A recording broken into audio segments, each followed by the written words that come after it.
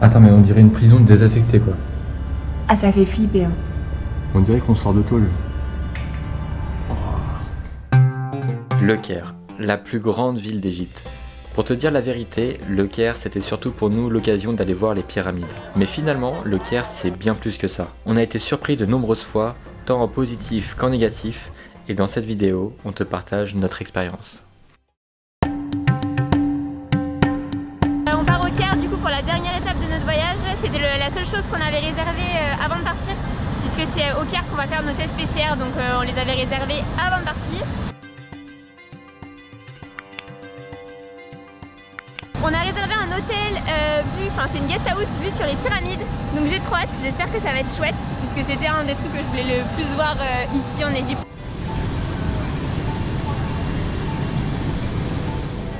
On a commandé un Uber, ça nous coûte 212 livres égyptiennes avec le Uber pour aller jusqu'à notre hôtel, on a 1 heure de route. Et quand on est sorti, on nous proposait des taxis à 600 livres égyptiennes, enfin des prix exorbitants. Finalement, le gars il a descendu à 300, mais voilà. Enfin, je pense que la meilleure solution c'est quand même de prendre un Uber. Au moins c'est simple, c'est rapide, c'est efficace. Et voilà. Tu fais la promotion pour Uber quoi. Oui. Première immersion au Caire pour nous, dans un trafic plutôt très dense et une atmosphère poussiéreuse. On se rapproche de notre guest house, tout près des fameuses pyramides de Gizeh.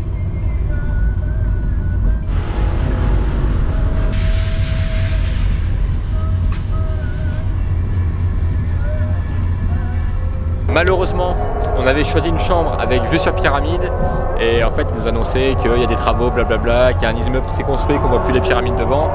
Donc on a juste la vue sur les pyramides depuis le rooftop. Mais du coup c'était un petit peu une douille de l'hôtel. Mais on a réussi à faire du coup baisser le prix parce qu'on n'avait pas la vue dans la chambre. Et ce qui est marrant ici en fait c'est que tous les hôtels en fait ils essayent de construire le plus haut possible. Et donc en fait là, ils ont construit un peu plus haut. Et là, du coup, ils sont en train de surélever leur hôtel pour pouvoir avoir vraiment la vue sur les pyramides. Parce que, en fait, si t'as pas la vue sur les pyramides, les touristes viennent moins dans ton hôtel, quoi. On dirige pour aller voir les pyramides, mais au pied des pyramides. On va essayer d'y aller à pied. Ouais.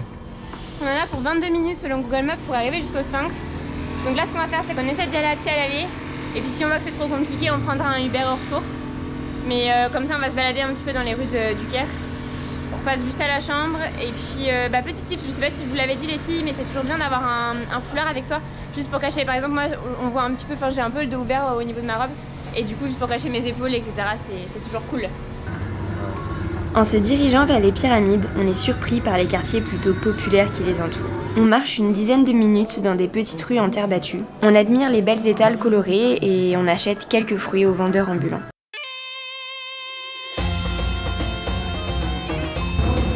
Arrêté au bord de la route pour manger un petit peu. Du coup on a commandé 2 burgers au bœuf et ça nous coûte...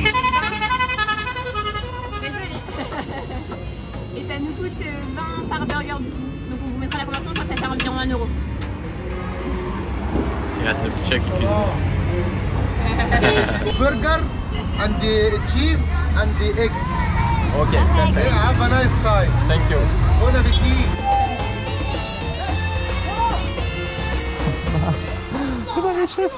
Ils ont pas envie de payer. T'as la méga strat pour gruger le sphinx quoi. Mimi, on va faire pareil nous? Bah ouais, et ça sert à quoi de payer en vrai? Si on peut passer comme ça.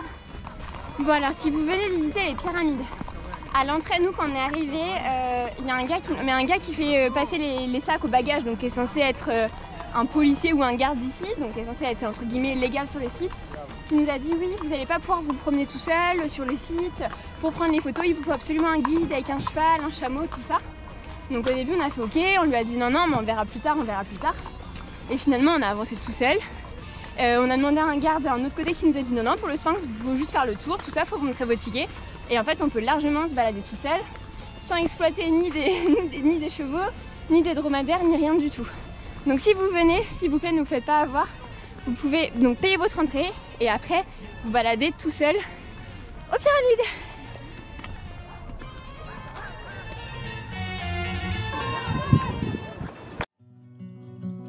On n'a pas été au bon endroit pour acheter les tickets de la pyramide. On était dans des petites rues et on a vu un cheval qui n'arrivait plus à se lever. Ouais. Il avait sa calèche, il était désattélé de sa calèche et il voulait plus se lever. C'est vraiment triste. Bah tiens, en parlant d'exploitation animale, je sais pas si vous voyez tout là, c'est que des chameaux qui promènent des personnes toute la journée sous le soleil. Pourtant, en 2020, l'ONG PETA avait obtenu l'interdiction des promenades à dos de dromadaires et cheval sur le site des pyramides de Gizeh. Malheureusement, comme tu peux le voir, cela n'a pas été respecté. Après, il faut savoir qu'énormément d'Égyptiens vivent de cette activité. Pas évident donc de trouver un compromis entre le bien-être animal et leur gagne-pain, surtout en ce moment.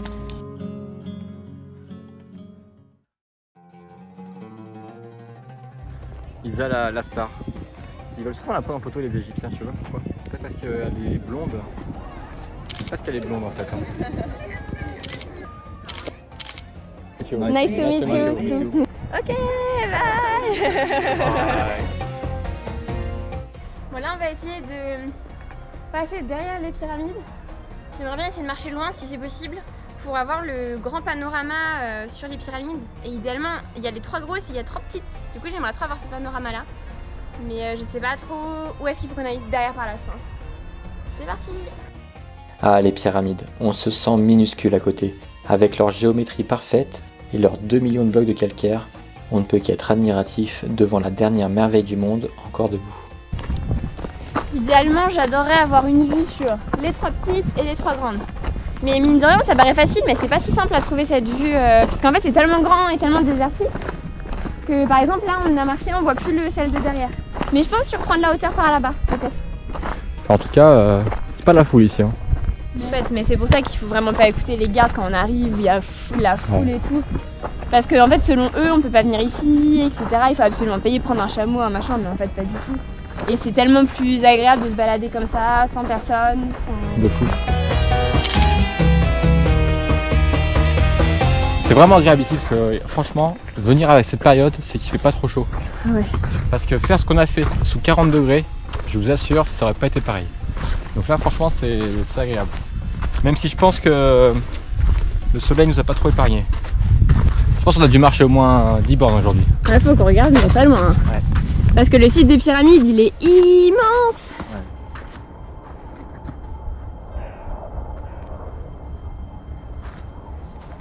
Mais il faut qu'on se dépêche parce que ça ferme à 16h apparemment.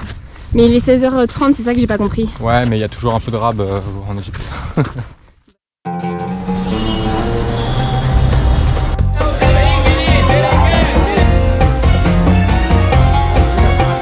Le Caire, c'est aussi ça. Des petites rues bien engorgées, pleines de vie. Bon, on t'avoue qu'avec le contexte actuel, pas facile de s'y sentir bien au premier abord. Mais finalement, quel plaisir de pouvoir se balader librement, discuter, s'arrêter manger, boire un verre, vivre tout simplement. Direction le test PCR. On a pris un Uber.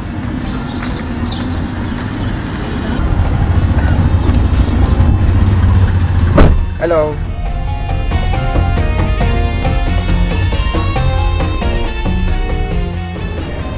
Bon là on est au Central Hills pour le test PCR. Ouais, c'est les laboratoires du gouvernement, mais c'est la grosse merde. Excusez-moi du terme. C'est regardez toute la queue qu'il y a là. Et il y en a encore à l'intérieur du coup. Notre chauffeur Uber nous a dit non mais les labos du gouvernement ils sont débordés, il faut aller dans un labo privé. Alors c'est le labo que notre guest house nous a recommandé. Du coup il est 9h du mat, il faut absolument qu'on trouve un autre labo pour faire un test PCR. Donc là, on regarde, priez pour nous. Il y en a un à Royal Lab qui est à 650 mètres, Ouais. mais ils savent qu'il n'y a pas de numéro pour appeler. Du coup, on se décide d'aller à pied rejoindre l'autre laboratoire privé, Royal Lab. C'est une galère. Oh mon dieu, ah je vous jure qu'il faut savoir se débrouiller. Mais tout ça juste parce qu'on n'a pas choisi la bonne guest house. Parce que normalement les hôtels ils organisent tout pour toi en fait. Et c'est juste que là on a une guest house la plus pédave du monde et voilà. Voilà. Je pense qu'on est pas. Allons-y. C'est là je crois.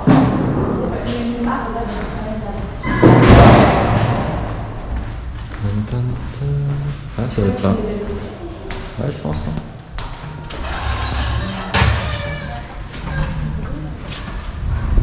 C'est joli. Ça a l'air d'être là. Alors, fais-moi la monnaie.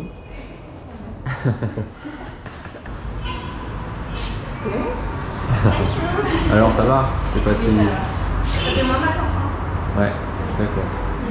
Attends, mais on dirait une prison désaffectée quoi. Ah, ça fait flipper. Hein. On dirait qu'il y a un peu la guerre. C'est les locaux du labo. Oh non, à l'intérieur ils sont beaux les locaux. À l'intérieur ils sont beaux, mais ils les ont pété, ils ont fait comme Stéphane Plaza. Ils ont fait du homestaging. Ah, mort. Bon, moment décisif. Il est 19h. On va récupérer nos tests PCR pour partir demain matin. On croise les doigts. C'est négatif, on rentre demain.